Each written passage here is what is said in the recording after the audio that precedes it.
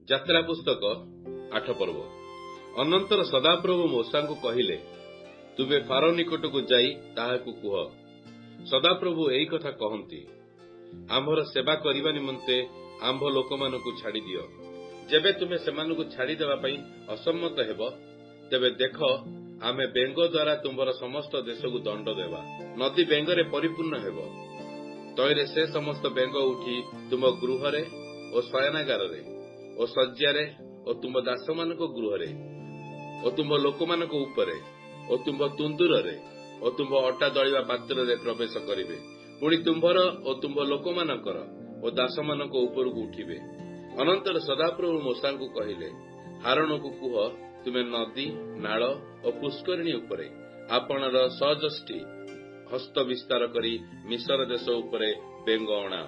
ତହିଁରେ ହାରୋନ ମିଶରର ସମସ୍ତ ଜଳ ଉପରେ ଆପଣ ହସ୍ତ ବିସ୍ତାର କରନ୍ତେ। ବେଙ୍ଗ ସମୂହ ଉଠି ମିଶର ଦେଶରେ ବ୍ୟାପିଗଲେ। ସେତେବେଳେ ମନ୍ତ୍ରଜ୍ଞମାନେ ଆପଣମାନଙ୍କ ମାୟାରେ ସେ ପ୍ରକାରେ କରି ମିଶର ଦେଶ ଉପରେ ବେଙ୍ଗ ଆଣିଲେ। ତେଣୁ ଫାରୋ ଓ ମୋଶା ଓ ହାରୋନଙ୍କୁ ଡକାଇ କହିଲେ, ଆମ୍ଭଠାରୁ ଓ ଆମ୍ଭ ଲୋକମାନଙ୍କ ଠାରୁ ଏହିସବୁ ବେଙ୍ଗ ଦୂର କରିବା ପାଇଁ ସଦାପ୍ରଭୁଙ୍କ ନିକଟରେ ପ୍ରାର୍ଥନା କର। ତହିଁରେ ଆମ୍ଭେ ସଦାପ୍ରଭୁଙ୍କ ଉଦ୍ଦେଶ୍ୟରେ ବଳିଦାନ କରିବା ନିମନ୍ତେ ଲୋକମାନଙ୍କୁ ଛାଡ଼ିଦେବା। ତେବେ ମୋଶା ଫାରୋଙ୍କୁ କହିଲେ, ମୋ ଉପରେ ଦର୍ପ କର।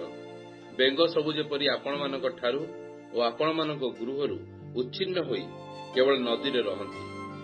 ଆପଣଙ୍କ ଓ ଆପଣଙ୍କ ଦାସମାନଙ୍କ ଓ ଲୋକ ସମସ୍ତଙ୍କ ନିମନ୍ତେ ସଦାପ୍ରଭୁଙ୍କ ଛାମରେ କେବେ ଏହି ପ୍ରାର୍ଥନା କରିବି? ସେ କହିଲେ, କାଲି କର। ସେତେବେଳେ ମୋଶା କହିଲେ, ଆମ୍ଭମାନଙ୍କ ସଦାପ୍ରଭୁ ପରମେଶ୍ୱରଙ୍କ ତୁଲ୍ୟ କେହି ନାହିଁ। ଏହା ଯେପରି ଆପଣ ଜ୍ଞାତ ହୁଅନ୍ତି, ଏଥିପାଇଁ ଆପଣଙ୍କ ବାକ୍ୟାନୁସାରେ ହେଉ। ବେଙ୍ଗମାନେ ଆପଣମାନଙ୍କ ଠାରୁ ଓ ଆପଣଙ୍କ ଗୃହ, ଦାସ ଓ ସମସ୍ତ ଲୋକଙ୍କ ଠାରୁ ଦୂର ହୋଇ କେବଳ ନଦୀରେ ରହିବେ। ଅନନ୍ତର ମୋଶା ଓ ହାରୋନ ଫାରୋଙ୍କ ନିକଟରୁ ବାହାରିଗଲେ। ପୁଣି ମୋଶା ଫାରୋଙ୍କ ବିରୁଦ୍ଧରେ ଆନିତ ବେଙ୍ଗ ବିଷୟରେ ସଦାପ୍ରଭୁଙ୍କ ନିକଟରେ ପ୍ରାର୍ଥନା କଲେ। ତହିଁରେ ସଦାପ୍ରଭୁ ମୋଶାଙ୍କ ବାକ୍ୟାନୁସାରେ କରନ୍ତେ ଗୃହରେ, ପ୍ରାଙ୍ଗଣରେ ଓ କ୍ଷେତ୍ରରେ ସମସ୍ତ ବେଙ୍ଗ ମଲେ। ତଉ ଲୋକମାନେ ସେ ସବୁକୁ ଏକତ୍ର କରି ଗଦା କରନ୍ତେ ଦେଶ ଦୁର୍ଗନ୍ଧମୟ ହେଲା। ମାତ୍ର ଫାରୋ ବିପଦର ନିବୃତ୍ତି ଦେଖି ସଦାପ୍ରଭୁଙ୍କ ବାକ୍ୟ ପ୍ରମାଣେ ଆପଣା ହୃଦୟ ଭାରି କଲେ ଓ ସେମାନଙ୍କ ବାକ୍ୟରେ ମନୋଯୋଗ କଲେ ନାହିଁ। ତ ସଦାପ୍ରଭୁ ମୋଶାଙ୍କୁ କହିଲେ, ହାରୋନକୁ କୁହ, ସମସ୍ତ ମିଶର ଦେଶରେ ଯେପରି ଉକୁଣିଆ ପୋକ ହୁଅନ୍ତି, ଏଥିପାଇଁ ତୁମେ ଆପଣା ଯଷ୍ଟି ଉଠାଇ ଭୂମିର ଧୂଳିରେ ପ୍ରହାର କର। ତହିଁରେ ସେମାନେ ସେ ପ୍ରକାର କଲେ। ହାରୋନ ସଯଷ୍ଟି ହସ୍ତ ବିସ୍ତାର କରି ଭୂମିରେ ଧୂଳିରେ ପ୍ରହାର କରନ୍ତେ ମନୁଷ୍ୟ ଓ ପଶୁମାନଙ୍କଠାରେ ଉକୁଣିଆ ପୋକ ହେଲା। ପୁଣି ମିଶର ଦେଶର ଭୂମିସ୍ଥ ସମସ୍ତ ଧୂଳି ଉକୁଣିଆ ପୋକ ହେଲା।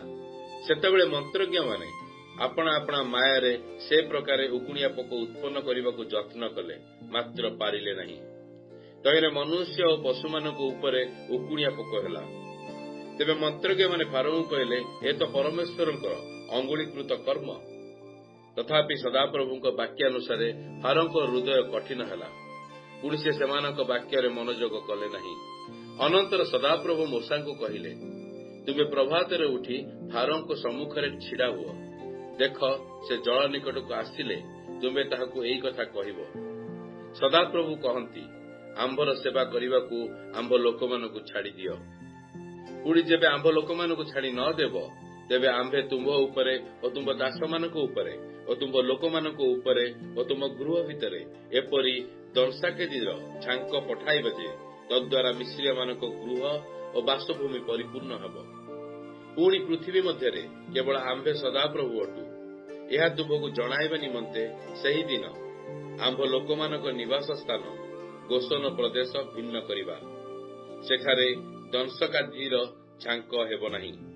ଆମ୍ଭେ ଆପଣା ଲୋକମାନଙ୍କ ଓ ତୁମ୍ଭ ଲୋକମାନଙ୍କ ମଧ୍ୟରେ ବିଶେଷ କରିବା। କାଲି ଏହି ଚିହ୍ନ ହେବ। ଅନନ୍ତର ସଦାପ୍ରଭୁ ସେହି ପ୍ରକାର କଲେ। ତହିଁରେ ଫାରୋଙ୍କର ଓ ତାଙ୍କ ଦାସମାନଙ୍କ ଗୃହରେ ଦଂଶକାଦିର ବୃହତ୍ ଛାଙ୍କ ଉପସ୍ଥିତ ହେଲା। ପୁଣି ସମୁଦାୟ ମିଶର ଦେଶ ଦଂଶକାଦି ହେତୁରୁ ନଷ୍ଟ ହେଲା। ସେତେବେଳେ ଫାରୋ ମୋଶା ଓ ହାରୋନଙ୍କୁ ଡକାଇ କହିଲେ, ତୁମ୍ଭେମାନେ ଯାଇ ଦେଶ ମଧ୍ୟରେ ତୁମ୍ଭମାନଙ୍କ ପରମେଶ୍ୱରଙ୍କ ଉଦ୍ଦେଶ୍ୟରେ ବଳିଦାନ କର। ତହିଁରେ ମୋଶା କହିଲେ, ତାହା କରିବା ଉପଯୁକ୍ତ ନୁହେଁ। କାରଣ ତାହା କଲେ ଆମ୍ଭମାନଙ୍କ ସଦାପ୍ରଭୁ ପରମେଶ୍ୱରଙ୍କ ଉଦ୍ଦେଶ୍ୟରେ ମିଶ୍ରୀୟମାନଙ୍କର ଘୃଣାଜନକ ବଳିଦାନ କରିବାକୁ ହେବ।